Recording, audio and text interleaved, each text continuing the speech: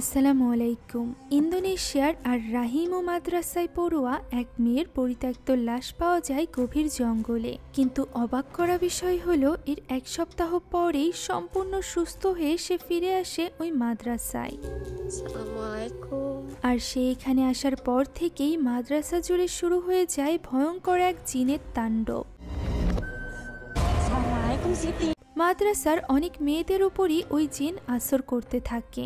নামাজের মধ্যেই খুন হয় দুজন মেয়ে। সবাই বুঝতে পারে ওই ফিরে আসা মেয়ের ভেতরে করে কোনো জিন এসেছে এই মাদ্রাসায়। তবে চিন্তার বিষয় হলো, এই জিন কোনো স্বাভাবিক সাধারণ শয়তানের অনুসারী জিন নয়, বরং এটি একটি মুসলিম ইমানদার জিন, যার শক্তি সাধারণ জিন থেকে 1000 গুণ বেশি। তবে একজন ইমানদার জিন কেন একটি মৃত মেয়ের শরীরে জায়গা নিবে? কি উদ্দেশ্য তার? সাধারণত হুজুররা দোয়া পড়ে জিন তাড়িয়ে থাকে। তবে যে জিন নিজেই ইমানদার এবং আয়াতুল কুরসিও তার কোনো ক্ষতি করে না, সেই জিনকে কিভাবে কাবু করবে কোনো সাধারণ হুজুর অথবা কবিরাজ?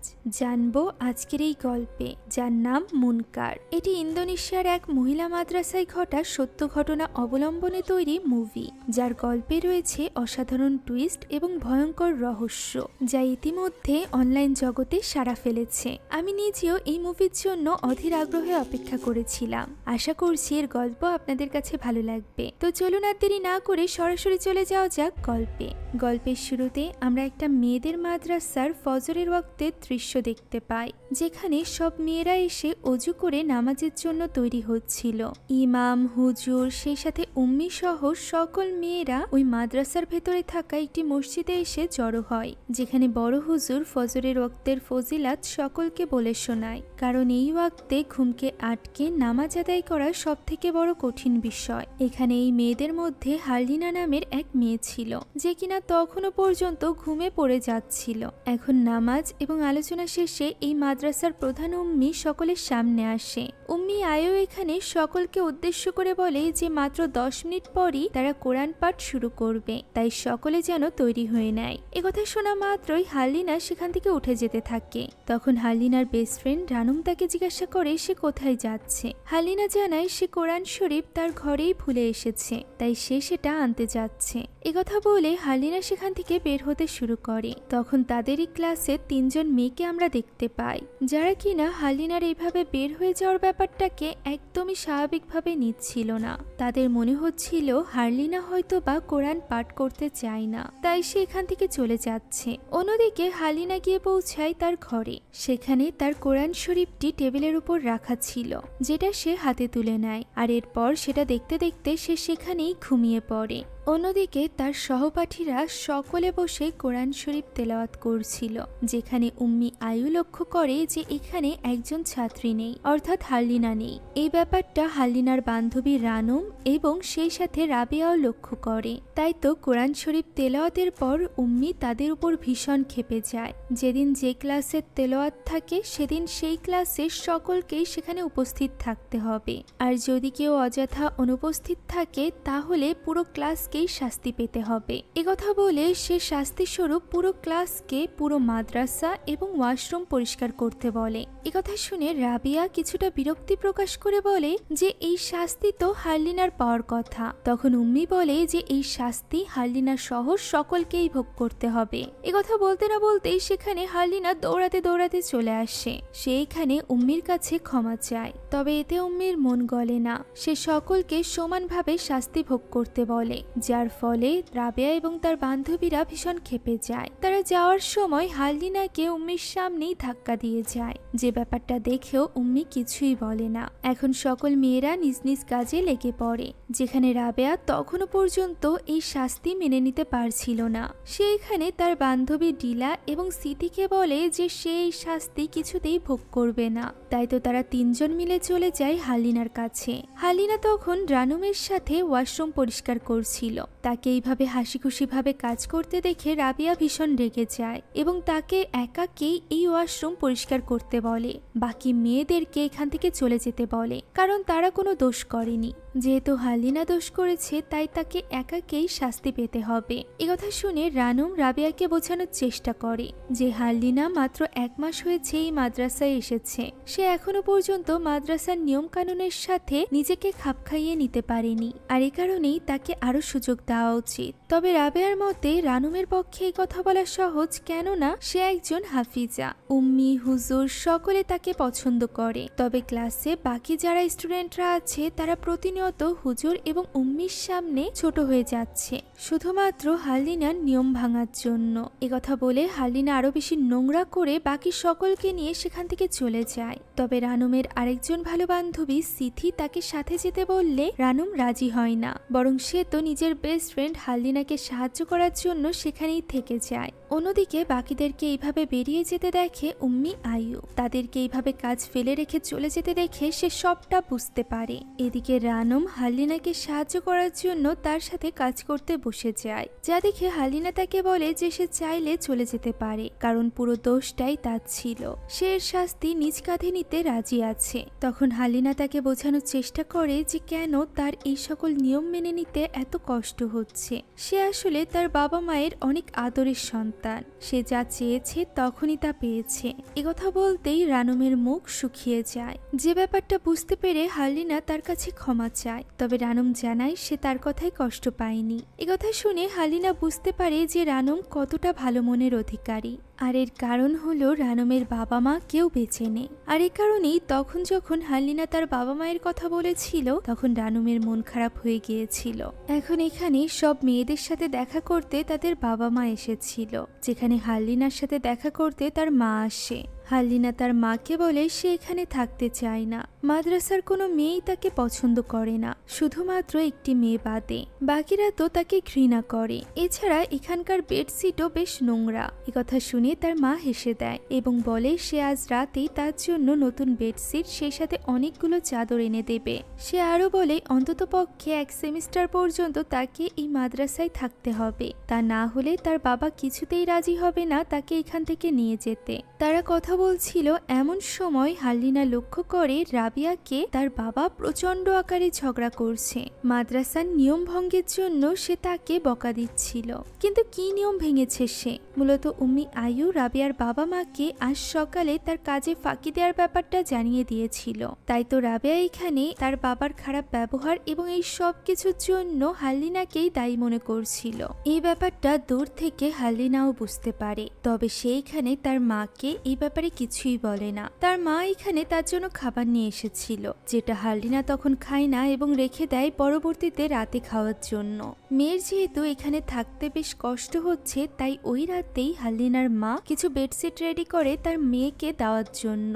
তবে সে এটা দিতে যাওয়ার আগে মিস্টার সাপ্ত অর্থাৎ হালিনার বাবার সাথে কথা বলে, যেখানে সে মিস্টার সাপ্তকে হালিনার সমস্যার ব্যাপারে জানায় যে ওইখানে থাকতে হালিনার কষ্ট হচ্ছে, কিন্তু মিস্টার সাপ্তর এই নিয়ে কোনো মাথা ব্যথা ছিল না। তার মতে তারা বেশি আদর দিয়ে তাদের মেয়েকে নষ্ট করে ফেলেছে, তাই তাকে শৃঙ্খলার মধ্যে আনতে হলে তাকে অবশ্যই মাদ্রাসায় রাখতে হবে। তাই তো সে এই মুহূর্তে হালিনার কোনো সমস্যার কথাই শুনতে রাজি ছিল না, যেটা বুঝতে পেরে হালিনার মাও বেশি কথা বাড়ায় না। এদিকে আমরা হালিনাকে দেখতে পাই যে কিনা নিজের ঘরে বসে আরবি শেখার প্রতি মনোযোগ দিচ্ছিল। এমন সময় রানুম তৈরি হয় এবং তাকে জিজ্ঞাসা করে সে তার সাথে নামাজ পড়তে যাবে কিনা। আজ এখন রানুমের বাবা মায়ের জন্য মসজিদে সকলে মিলে দোয়া পড়তে চলেছিল, তাই তো হালিনাও রানুমের বাবা মায়ের জন্য দোয়া করতে চায়, যেটা শুনে রানুম অনেক খুশি হয়ে যায় এবং হালিনাকে তৈরি হয়ে নিতে বলে নিজে চলে যায় অন্য এক বান্ধবীকে ডাকতে। হালিনা তাড়াতাড়ি গিয়ে নিজের হিজাবটা বের করে এবং সেটা আয়রন করার জন্য বাইরে থাকা আয়রনটি গরম দিয়ে ভেতরে আসে সবকিছু রেডি করতে।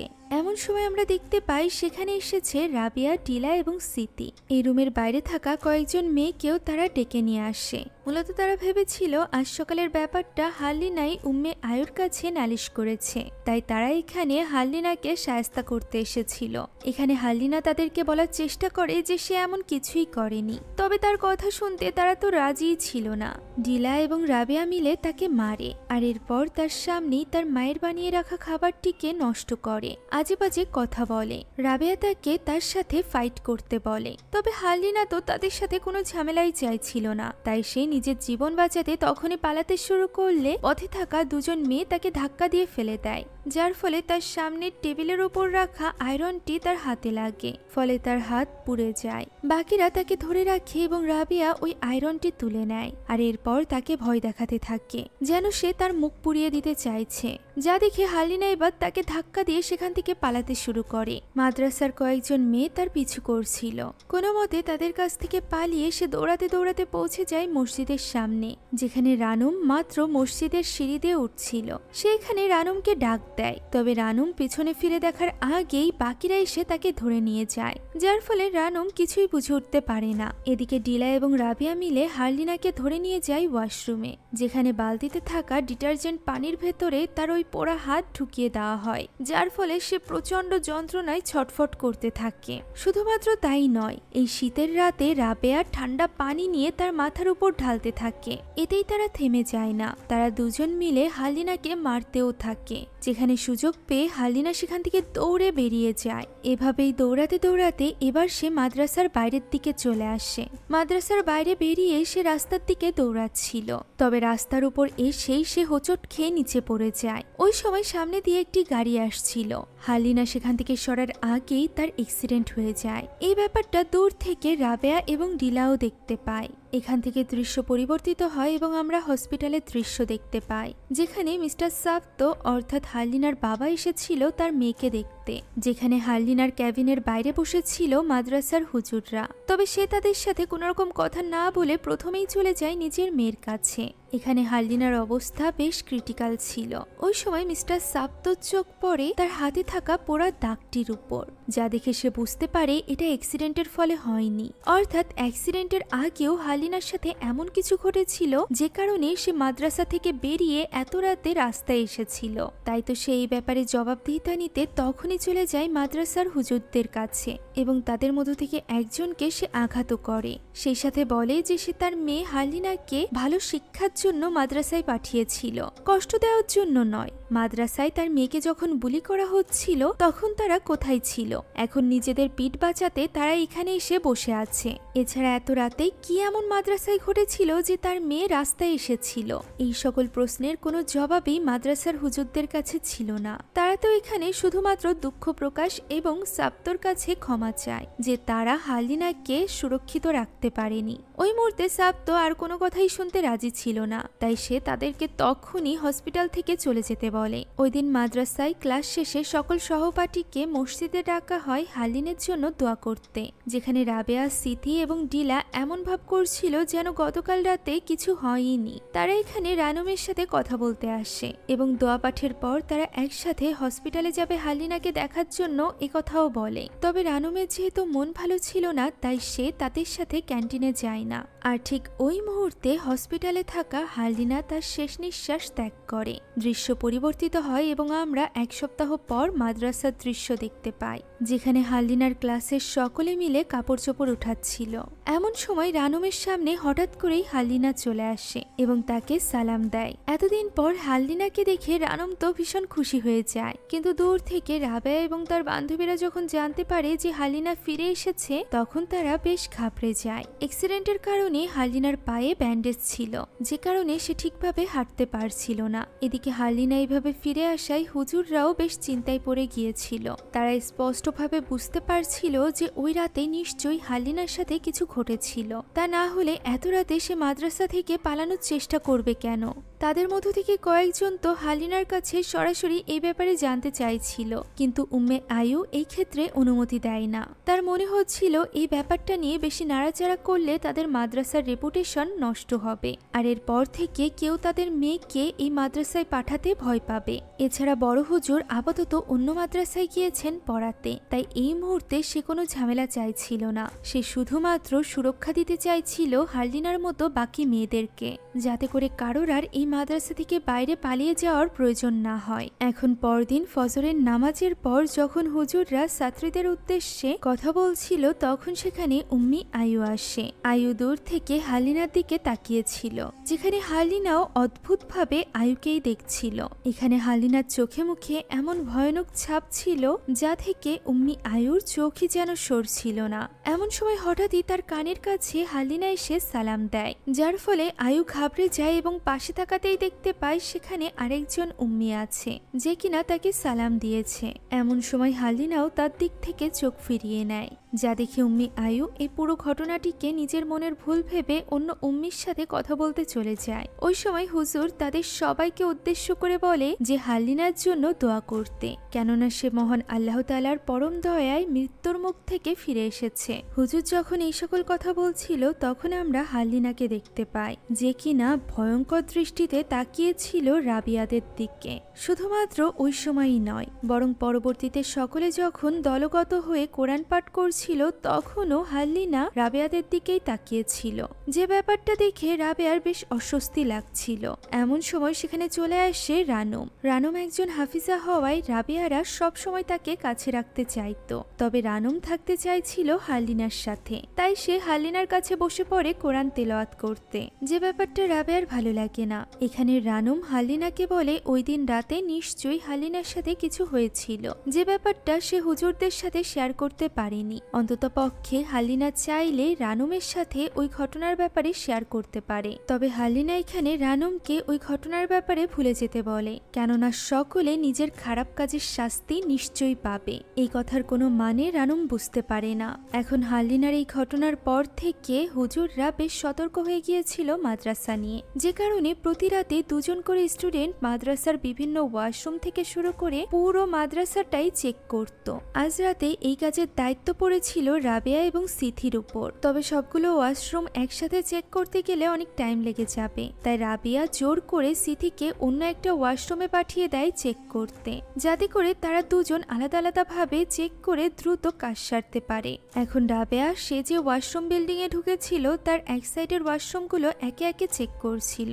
এক সাইডের শেষ ওয়াশরুমটি চেক করে সে যখনই অন্য সাইডে যেতে যাচ্ছিল তখনই হঠাৎ করে ওই সাইডের ওয়াশরুমের দরজা সজোরে বন্ধ হয়ে যায়, যা দেখে রাবেয়া একটু ঘাবড়ে যায় এবং সেটা আবারও চেক করে। সেখানে কেউই ছিল না। রাবেয়া এবার ভয় পাচ্ছিল, তাই সে অন্য পাশের ওয়াশরুমগুলো চেক না করেই সেখান থেকে বেরিয়ে আসে এবং সিথিকে খুঁজতে পাশের ওয়াশরুমে চলে যায়। পথেই সে সিথিকে অদ্ভুতভাবে দাঁড়িয়ে থাকতে দেখতে পায়, যা দেখে সে সিথিকে ডাকতে থাকে। তবে সিথি তার কথার কোনো উত্তর না দিয়ে পাশের উজুখানার মধ্যে প্রবেশ করে। তার পিছু পিছু রাবেয়াও সেখানে চলে যায় এবং তাকে ডাকতে থাকে। এত ডাকার পরও সিথি পেছনে না ফিরলে সে সিথির কাঁধে হাত রাখে। এমন সময় ভয়ানক এক রূপ নিয়ে সিথি তার দিকে ঘুরে তাকায় এবং ভয়ানক কণ্ঠে তাকে সালাম দেয়। আমরা বুঝতে পারি সিথির ওপর কোনো জিনে আসর করেছিল, যেটা বুঝতে পেরে রাবেয়াও কোনো মতে তার হাত ছাড়িয়ে তখনই পালিয়ে চলে যায় উম্মি আয়ুর কাছে। তবে অনেকবার দরজা ধাক্কানোর পরেও উম্মি দরজা খোলে না, যে কারণে সে হুজুরদের ঘরের দরজায় গিয়ে ডাকতে থাকে। হঠাৎই দরজার বাইরে থাকা লাইটগুলো জ্বলতে নিভতে থাকে। পেছনে ঘুরলেই দেখা যায় সেখানে দাঁড়িয়ে আছে জিনে আসর করা সিথি, যে কিনা রাবেয়ার গলা চেপে ধরে এবং বলতে থাকে সূরার একটা আয়াত, যে আয়াতে বলা হয়েছিল যে সকল পাপীরাই তাদের পাপ কর্মের শাস্তি পাবে। এখানে জিনে আসর করা সিথি রাবেয়ার উপর হামলা করলেও রাবেয়া সিথির স্থানে হালিনাকে দেখতে পারছিল। সে রাবেয়াকে গলা চেপে মেরেই ফেলছিল। এমন সময় ঘরের ভেতর থেকে বেরিয়ে আসে হুজুর এবং তার হাত থেকে কোনো মতে রাবেয়াকে ছাড়িয়ে নেয়। এমন সময় জিনের আসরে থাকা সিথি হুজুরের উপরই আক্রমণ করে। সে হুজুরকে সিঁড়ি থেকে নিচে ফেলে দিয়ে তার উপর আক্রমণ করতে আসে। তখন হুজুর তাকে আটকে সূরার পাঠ করতে থাকে। তবে ভয়ানক ব্যাপার হলো সিথির মধ্যে থাকা জিন এই সূরা পাঠের উল্টোটাই বলছিল, অর্থাৎ আমাদের নবীজির উম্মাত সকলকে নিয়ে উল্টোপাল্টা কথা বলছিল। এমন সময় সেখানে একজন উম্মি চলে আসে, যাকে হুজুর একটু পানি নিয়ে আসতে বলে। যে পানি আনার পর হুজুর সূরা পাঠ করে ওই পানি মুখে নিয়ে সিথির মুখে মেরে দেয়, যার ফলে সিথির মধ্যে থাকা জিন তখনই তার শরীর ছেড়ে চলে যায়। এমন সময় অজ্ঞান হয়ে থাকা রাবেয়ার জ্ঞান ফিরে আসে। এই পুরো ঘটনায় রাবেয়া ভীষণ ভয় পেয়ে গিয়েছিল। সিথি যেহেতু তার রুমমেট ছিল, তাই রাতে একই ঘরে তার সিথির সাথে ঘুমও আসছিল না। যে ব্যাপারটা বুঝতে পেরে দিলা তার কাছে এসে বসে এবং তাকে বোঝানোর চেষ্টা করে যে সিথির মধ্যে থাকা জিন চলে গিয়েছে। হুজুর তাদেরকে এই ব্যাপারে নিশ্চিত করেছে। তখন রাবেয়া বলে সে এই ব্যাপারে ভয় পাচ্ছে না, বরং সে যখন সিথির মধ্যে ওই জিন ছিল তখন সিথির চেহারার স্থানে হালিনার চেহারা দেখেছিল। এই ব্যাপারটাই তাকে ভাবাচ্ছে। ওই সময় আসলে সিথি ঘুমিয়েছিল না, যে কারণে এই কথা সেও শুনতে পায়। তাই তো পরদিন সকালে সিথি এবং দিলা মিলে রানুমকেও এই ব্যাপারে জানায়। তখন সেখানে একজন উম্মি এসে তাদেরকে জিজ্ঞাসা করে যে রাবেয়ার অবস্থা কি। যা শুনে তারা তিনজন চলে যায় রাবেয়ার সাথে দেখা করতে। এখানে রাবেয়া সিথির স্থানে আবারও হালিনাকে দেখতে পারছিল, যে কিনা খুবই ভয়ানকভাবে তাকে সালামও দেয়, যার ফলে রাবেয়া ভীষণ ভয় পেয়ে যায় এবং তাকে তখনই সেখান থেকে চলে যেতে বলে। সেখানে উম্মি এসে তাকে বোঝানোর চেষ্টা করলেও সে কোনো কিছু বুঝতে চায় না। তার মতে এটা সিথি নয় বরং হালিনা। এখন ওই দিন মাগরিবের পর রানুম বসে কোরআন তেলাওয়াত করছিল। তখন সেখানে তার কাছে এসে বসে হালিনা এবং সেও তার সাথে কোরআন তেলাওয়াত করতে শুরু করে। তবে অদ্ভুত ব্যাপার হলো যে মেয়ে কিছুদিন আগ পর্যন্ত আরবির একটা হরফও ঠিকভাবে উচ্চারণ করতে পারত না, সেই মেয়ে এক একটা আয়াত খুব সুন্দরভাবে তেলাওয়াত করছিল। রানুমের কাছে ব্যাপারটা অস্বাভাবিক লাগে ঠিকই, তবে ভয়ঙ্কর ঘটনা তখন ঘটে যখন আস্তে আস্তে করে হালিনার কণ্ঠ ভয়ানক কণ্ঠে রূপান্তরিত হতে থাকে, যা শুনে রানুম ভয়ে হালিনার দিকে তাকাতে পর্যন্ত পারছিল না। তবে হালিনা বারবার ডাকায় সে সাহস করে হালিনার দিকে তাকায়, যেখানে হালিনা পুরোপুরিভাবে স্বাভাবিক ছিল। এখন ওই রাতে হালিনা এবং রানুম একই ঘরে ঘুমায়, যেখানে হালিনা ঠোঁটে এক মুচকি হাসি নিয়ে ভয়ঙ্কর চোখ নিয়ে রানুমের দিকেই তাকিয়েছিল। এই ব্যাপারে কোনো কিছু না জানার রানুম ফজরের রক্তে মসজিদে যায় নামাজ পড়ার জন্য। যেখানে সে অজু করছিল এমন সময় সিথি তার কাছে আসে এবং জিজ্ঞাসা করে গতকাল সন্ধ্যায় তার সাথে কে কোরআন তেলাওয়াত করছিল। উত্তরে যখন সে হালিনার কথা বলে তখন সিথিও অবাক হয়ে যায়, আর এরপর সে রানুমের কাছে হালিনা কোথায় আছে তা জিজ্ঞাসা করে। উত্তরে রানুম বলে হালিনা ঘুমিয়ে আছে, কিন্তু পর মুহূর্তেই দেখা যায় হালিনা তো তাদের আগেই অজু করে নামাজের জন্য বসে গিয়েছে। হালিনা এখানে ভয়ঙ্করভাবে তাদের দিকেই তাকিয়েছিল। তাদের তিনজনের গলা দিয়ে যেন পানিও নামছিল না। হালিনার ব্যাপারে সিথি যে সন্দেহগুলো করছিল সেই ব্যাপারে সে রানুমের সাথে শেয়ার করে। তারা যখন এই ব্যাপারে কথা বলছিল তখন সেখানে খোঁড়াতে খোঁড়াতে হালিনা আসে। হসপিটাল থেকে আসার পর থেকে তার মুখের এই অদ্ভুত হাসি এবং তার এই অদ্ভুত ব্যবহার নিয়ে সিথির সাথে সাথে রানুর মনেও সন্দেহ জেগেছিল।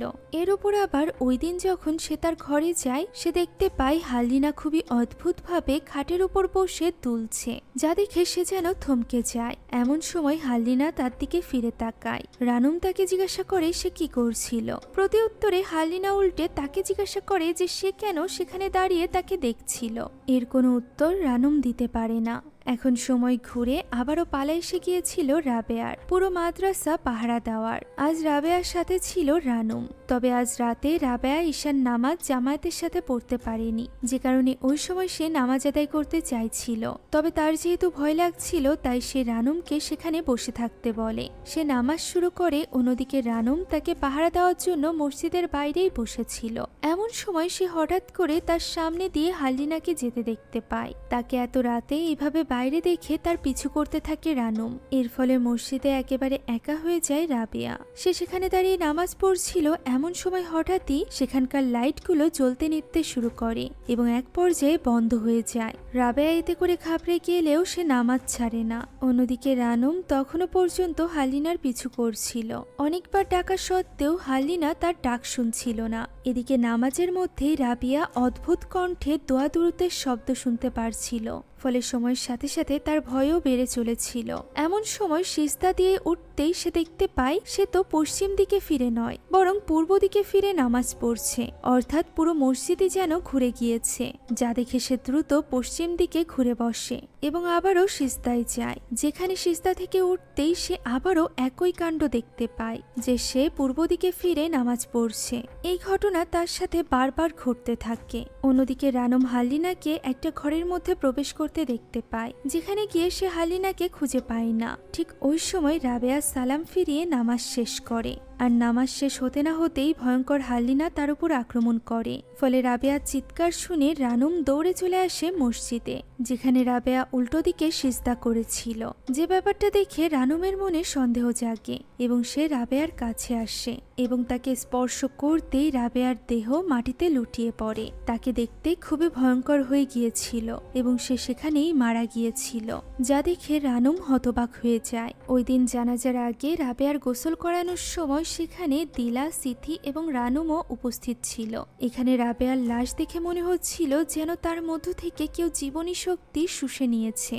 গোসল শেষে তার লাশকে কাফনের কাপড় পেঁচিয়ে জানাজার আয়োজন করা হয়, যেখানে নামাজের সময় আমরা হালিনার মুখে এক অদ্ভুত ধরনের ভয়ঙ্কর হাসি দেখতে পাই। এখন ওই দিন রাবেয়ার দাফনের পর তার পুরো পরিবার এবং আত্মীয় স্বজন বাড়িতে ফিরে যায়, যাদেরকে বিদায় জানাতে যায় সিথি এবং দিলা। দূর থেকে তাদেরকে দেখছিল রানুম। এখানে রানুমের কাছে হাল্লিনা আসে, যেখানে রানুম হাল্লিনার কাছে জানতে চায় যে গত রাতে হাল্লিনা কোথায় ছিল। হাল্লিনা জানায় সে তার ঘরে ছিল, তবে রানুম তা মানতে চায় না, কারণ সে গত রাতে নিজ চোখে হাল্লিনাকে বাইরে দেখেছিল। তবে হাল্লিনা জানায় সে তার ঘরে ছিল। একথা বলেই সে রানুমকে জড়িয়ে ধরে। এই ব্যাপারটা দূর থেকে দেখছিল সিথি এবং দিলা। এটা দেখে তারা রানুমের দিকে এগিয়ে যায়। তাদেরকে কাছে আসতে দেখে হাল্লিনা সেখান থেকে চলে যায়। ওই সময় সিথি রানুমের কাছে এসে বলে যে তারা তো আগে একই ঘরে একই সাথে থাকতো, এখন রাবেয়া মারা গিয়েছে, তাই রানুম কি আবারও তার রুমমেট হতে চায়। রানুম এই কথায় রাজি হয়ে যায় এবং সিথির সাথে তার রুমে চলে যায়। অন্যদিকে হুজুর এবং উম্মিরা চাইছিল বাকি স্টুডেন্টদেরকে বাড়িতে পাঠিয়ে দিতে, কারণ তাদের মতে রাবেয়ার মৃত্যু স্বাভাবিক ছিল না। পরিবার আসার আগেই তার লাশকে কাফনে পেঁচানো হয়েছিল, যে কারণে তার পরিবার জানতে পারেনি যে তার মৃত্যু অস্বাভাবিক ছিল। তাই তো হুজুর এবং অন্যান্য উম্মিরা চাইছিল তার পরিবারকে অন্ততপক্ষে এই ব্যাপারে জানাতে, সেই সাথে পরিস্থিতি না সামলানো পর্যন্ত সকল ছাত্রীদেরকে বাড়িতে পাঠিয়ে দিতে। কিন্তু উম্মি আয়ু কিছুতেই এই কথাই রাজি হয় না। সে তখনও পর্যন্ত মাদ্রাসার ব্যাপারে ভাবছিল, যে ব্যাপারটা নিয়ে একজন হুজুর অনেক ক্ষেপে যায় এবং তখনই চলে যায় বড় হুজুরকে এই ব্যাপারে জানাতে। এদিকে দিলা তখন তার ঘরে বসে একা একা কাঁদছিল। তখন সেখানে সিথি রানুমকে নিয়ে আসে। রানুমকে সেখানে দেখে দিলা অনেকটা রেগে যায় এবং সরাসরি রানুমকে এসে প্রশ্ন করে যে সে কেন রাবেয়াকে একা ছেড়ে দিল। সে যদি রাবেয়াকে একা মসজিদে ছেড়ে না যেত তাহলে হয়তোবা রাবেয়া এখন বেঁচে থাকতো। তার কারণেই রাবেয়ার মৃত্যু হয়েছে। একথা শুনে রানুমও এবার রেগে যায়। সে বলে তারও এই ব্যাপারে আফসোস হচ্ছে। সেই ওই শেষ ব্যক্তি ছিল যে কিনা রাবেয়াকে শেষবারের মতো দেখেছিল, আর সেই ওই প্রথম ব্যক্তি যে কিনা মৃত্যুর পর রাবেয়াকে প্রথমবারের মতো দেখেছিল। গত রাতের কথা সে জীবনভর ভুলতে পারবে না, কিন্তু এই ব্যাপারে তার কোনো হাত নেই। তখন সিথি তাদের দুজনকেই চুপ করতে বলে এবং বলে রাবেয়াকে তারা সকলেই মিস করছে, তবে তাদের এখন একজোট হয়ে থাকতে হবে, যাতে করে তাদের মধ্য থেকে আরো কারোর এইভাবে মৃত্যু না হয়। ফলে দিলা এবং রানুমও এখানে একে অন্যকে জড়িয়ে ধরে সব পুরনো কথা ভুলে যায়। ওই রাতে রানুম দিলাদের ঘরেই থাকে, যেখানে অনেক রাত হয়ে যাওয়ার পরও তার ঘুম আসছিল না। সে ওই ঘরে উপরের খাটে শুয়েছিল, যেখানে চোখ মেলে সে উপরের চালার দিকে তাকিয়ে থাকে। আর এরপর পলক ফেলতেই সে নিজেকে নিচের খাটে দেখতে পায়। শুধুমাত্র তাই নয়, আশেপাশে তাকাতেই সে বুঝতে পারে সে দিলাদের ঘরে নেই, বরং সে আছে হাল্লিনার সাথে নিজের ঘরে, যেখানে তার উপরের বিছানা থেকে পা ঝুলিয়ে বসে হাল্লিনা এবং তাকে জিজ্ঞাসা করে যে তার কি ঘুম আসছে না। রানুম এই কথার কোনো জবাব না দিলে হাল্লিনা উপরের বিছানা থেকে নেমে আসে এবং রানুমকে পেছনে দাঁড়িয়েই ডাকতে থাকে। রানুম ভয়ে আটোগোটো হয়ে পড়েছিল। কিছুক্ষণ পর হাল্লিনার ডাক থেমে যায় এবং ঘরের দরজা বন্ধ হওয়ার আওয়াজ হয়, যা শুনে রানুম উঠে বসে এবং তখনই হিজাব পরে হাল্লিনার পিছু করতে থাকে। এদিকে অন্য ঘরে থাকা সিথির ঘুম ভেঙে যায় এবং সে নিজের সামনে রানুমকে না দেখে চিন্তিত হয়ে পড়ে। তাই তো সে দিলাকে ঘুম থেকে উঠিয়ে তখনই বেরিয়ে পড়ে রানুমকে খুঁজতে। তারা প্রথমে হাল্লিনার ঘরে যায়, যেখানে কেউই ছিল না, অর্থাৎ রানুমের সাথে সাথে হাল্লিনাকেও পাওয়া যাচ্ছিল না। যে ব্যাপারটা নিয়ে তারা দুজন আরো বেশি চিন্তিত হয়ে পড়ে। পুরো মাদ্রাসা জুড়ে তারা রানুমকে খুঁজে বেড়াচ্ছিল, অন্যদিকে রানুম পিছু করছিল হাল্লিনার। এভাবেই খুঁজতে খুঁজতে দিলা এবং সিথি যে কখন আলাদা হয়ে পড়ে সেই ব্যাপারে দিলা লক্ষ্যই করে না। আর এটা যখন সে লক্ষ্য করে তখন সে ভীষণ ঘাবড়ে যায়। ওই সময় হাল্লিনার কণ্ঠ শোনা যায়, যে কিনা বারবার দিলাকে সালাম দিচ্ছিল। ফলে দিলা অনেকটা ঘাবড়ে যায় এবং দ্রুত সেখান থেকে বেরোতে চায়। সে বারবার পেছনে দেখছিল এবং সামনের দিকে হাঁটছিল। এভাবেই এক পর্যায়ে হালদিনার এক ভয়ঙ্কর রূপ তার সামনে চলে আসে, যাকে দেখে দিলা ভীষণ ভয় পেয়ে যায়। তখনই রানুমের ডাকে তার হুঁশ ফেরে। তার সামনে হালদিনা নয়, বরং রানুম ছিল। রানুমকে দেখে সে সিথিকে নিয়ে ভীষণ চিন্তিত হয়ে পড়ে। রানুম বলে সে সিথিকে খুঁজতে যাচ্ছে। ততক্ষণে দিলা যেন উস্তাদ গনিকে ডেকে নিয়ে আসে। এদিকে আমরা সিথিকে দেখতে পাই, যে কিনা মাদ্রাসার এই জঙ্গলের ভেতর দিয়ে রানুম এবং দিলাকে খুঁজে বেড়াচ্ছিল। তখন হঠাৎই তার আশেপাশে থাকা সব আলোগুলো নিভে যায়। তার হাতে থাকা টর্চটিও জ্বলছিল না, যার ফলে সে অনেকটা ভয় পেয়ে যায়। এমন সময় হালদিনার কণ্ঠে সালাম শোনা যায়, যা শুনে সে পেছনের দিকে তাকায়। তবে পেছনে কেউই ছিল না। সে যখনই সামনের দিকে তাকায় তখনই ঠিক তার পেছনে চলে আসে হালদিনা, যে কিনা আবারও সিথিকে সালাম দেয়। এই ঘটনায় সিথি এতটাই ভয় পেয়ে গিয়েছিল যে সে এক দৌড়ে চলে আসে মসজিদের ভেতর, যেখানে সে মাদ্রাসার সব মেয়েদেরকে একসাথে নামাজ আদায় করতে দেখতে পায়। ফলে সে স্বস্তির নিঃশ্বাস ফেলছিল। এমন সময় সে লক্ষ্য করে সেখানে থাকা সকলে খুব অদ্ভুতভাবে দ্রুত নামাজ আদায় করছে।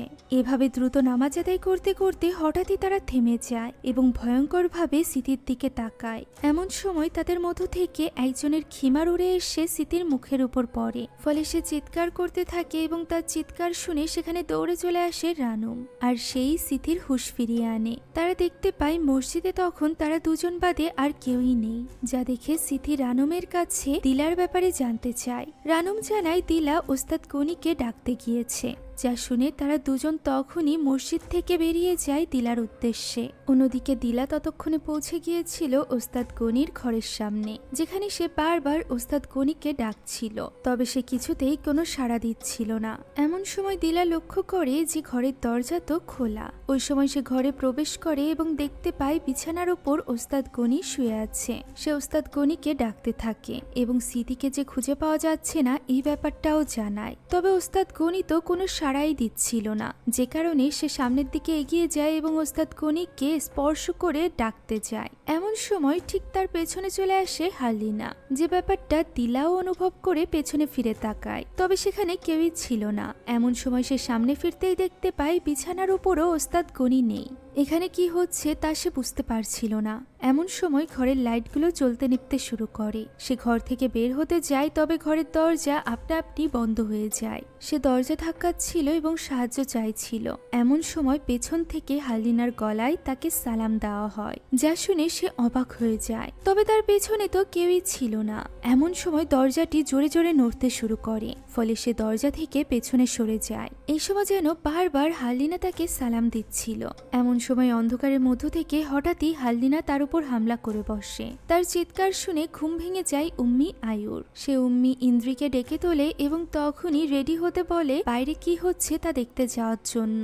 এদিকে দিলার চিৎকার শুনে সিথি এবং রানুমও পৌঁছে গিয়েছিল ওস্তাদ গনির ঘরের সামনে। সেখানে ভেতর থেকে দিলার চিৎকারের আওয়াজ শুনে তারা দরজাটি খোলার চেষ্টা করতে থাকে। এক পর্যায়ে দরজা খুলেও যায়, তবে ভেতরে কেউই ছিল না। এমন সময় বাইরে থেকে দিলার চিৎকার শোনা যায়, যা শুনে তারা বাইরে চলে আসে দিলাকে খুঁজতে। অন্যদিকে উম্মি আয়ু এবং ইন্দ্রিয় বেরিয়ে গিয়েছিল তাদেরকে খোঁজার জন্য।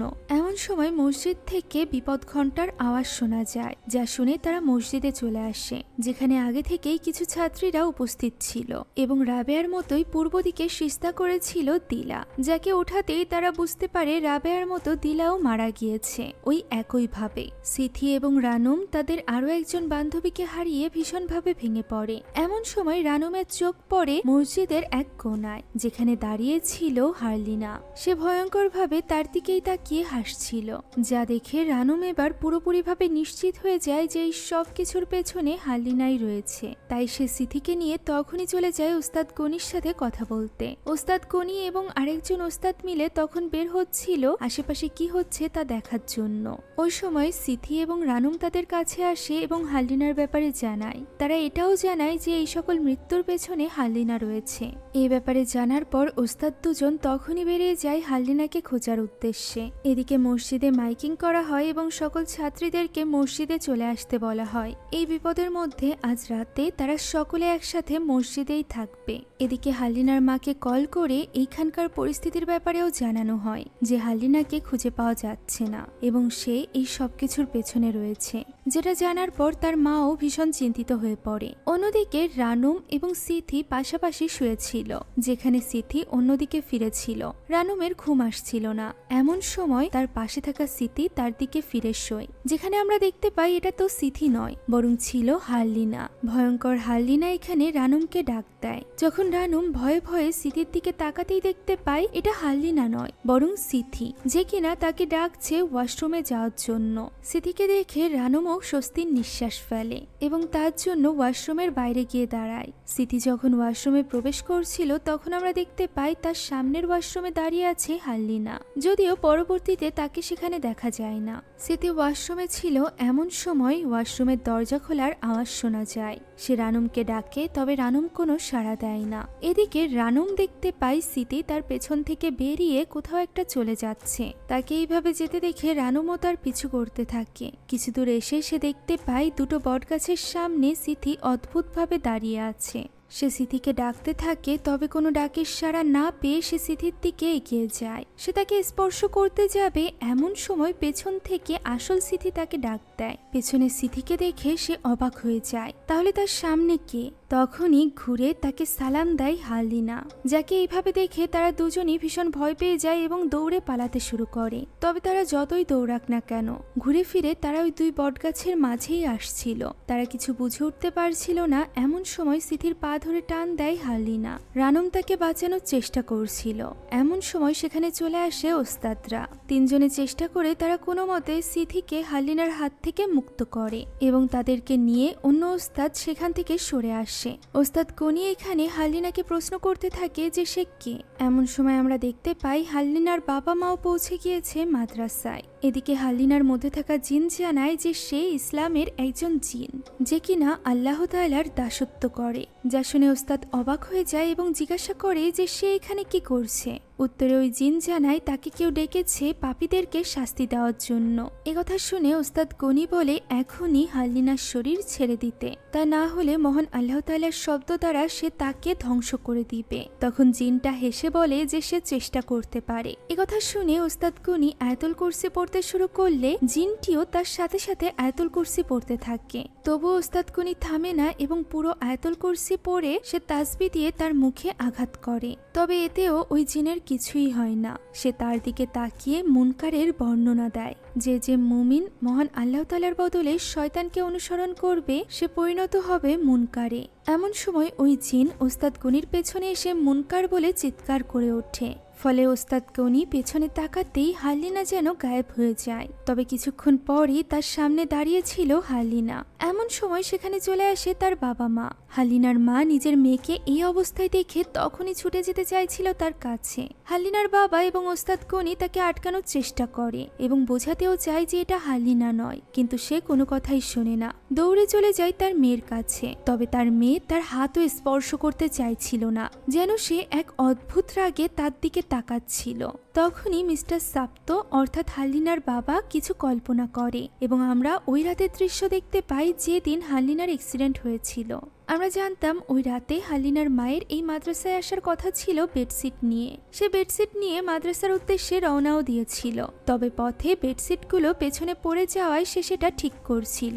এমন সময় আমরা দেখতে পাই তার গাড়ির সামনে চলে আসে হারলিনা। হ্যাঁ, ওই দিন রাতে অন্য কোনো অপরিচিত গাড়ির সাথে হারলিনার অ্যাক্সিডেন্ট হয়নি, বরং তার মায়ের গাড়ির সাথেই অ্যাক্সিডেন্টটি হয়েছিল। তবে তার মা বুঝতে পারেনি, কেননা তাকে আঘাত করার পর তার গাড়িটি গিয়ে লেগেছিল কিছু কাঠের সাথে। তাই সে ভেবেছিল সে হয়তো বা ওই কাঠের সাথে অ্যাক্সিডেন্ট করেছে, কিন্তু পেছনে যে তার মেয়ে গাড়ির সাথে আঘাত খেয়ে মাটিতে লুটিয়ে পড়েছে তা সে লক্ষ্যই করে না।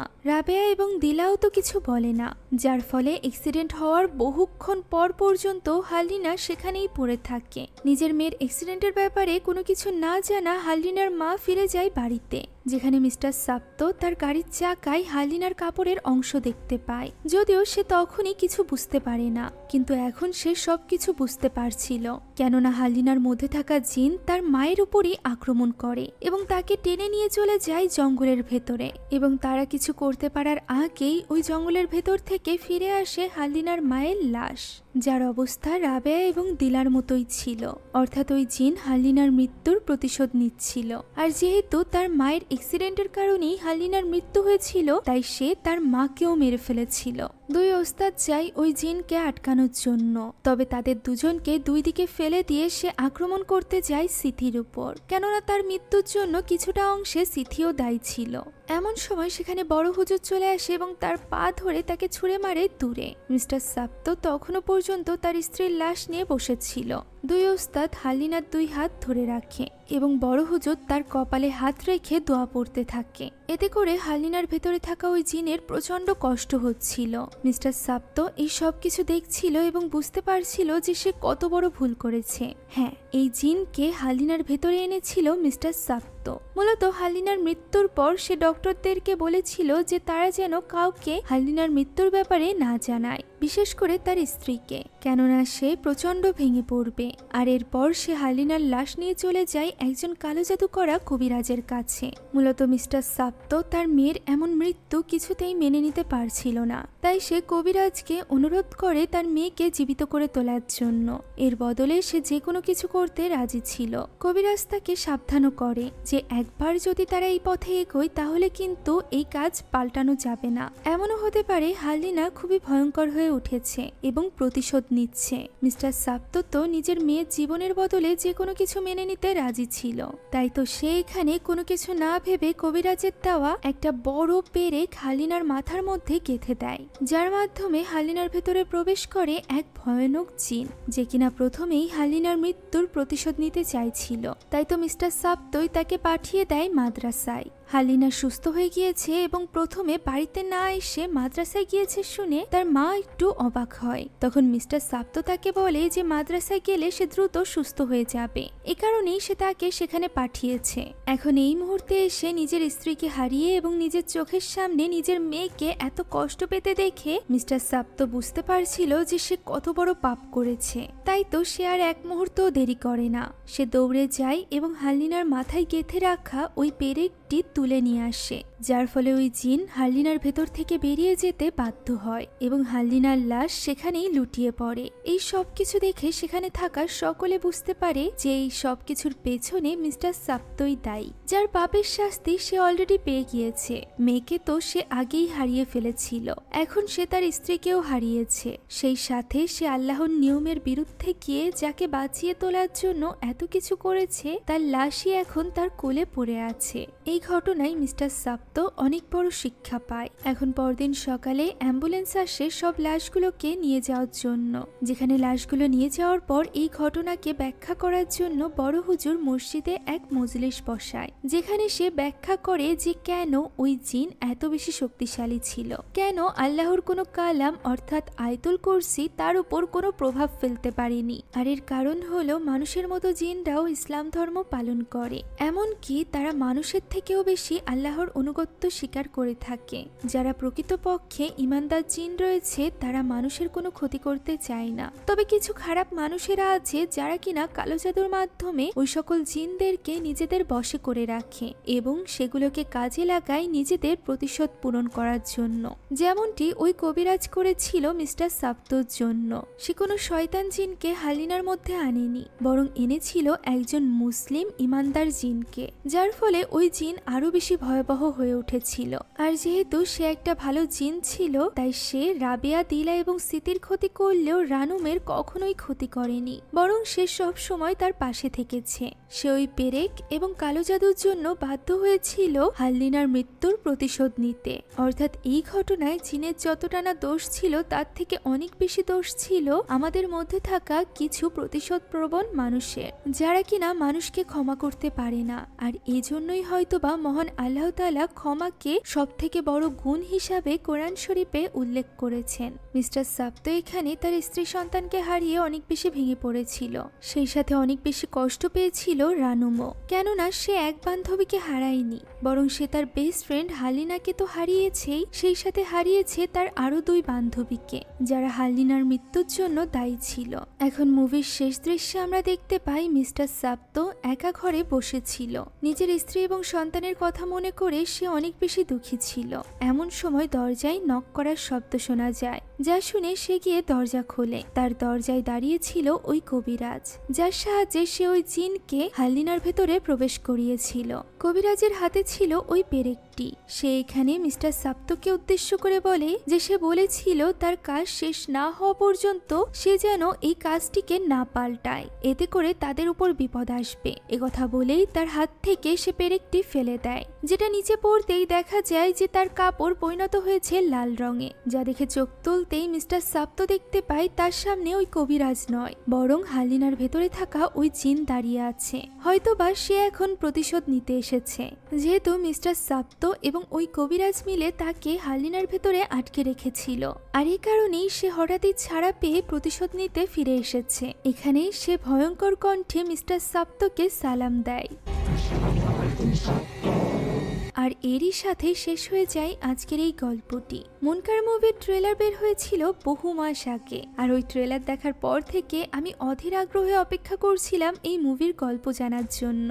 আর বিশ্বাস করুন, গল্প দেখার পর এটা আমার খুবই ভালো লেগেছে, যে কারণে আমি একটুও দেরি করিনি এবং আপনাদের জন্য এক্সপ্লেনেশন নিয়ে এসেছি। আশা করছি আমার মতো আপনাদের কাছেও মুনকার মুভির গল্প ভালো লেগেছে। যদি ভালো লেগে থাকে তাহলে একটি লাইক এবং একটি কমেন্ট করতে ভুলবেন না। আর আমাদের চ্যানেলে নতুন হয়ে থাকলে এরকমই ভয়ঙ্কর ইসলামিক হরর মুভির জন্য আমাদের চ্যানেলটিকে অবশ্যই সাবস্ক্রাইব করবেন।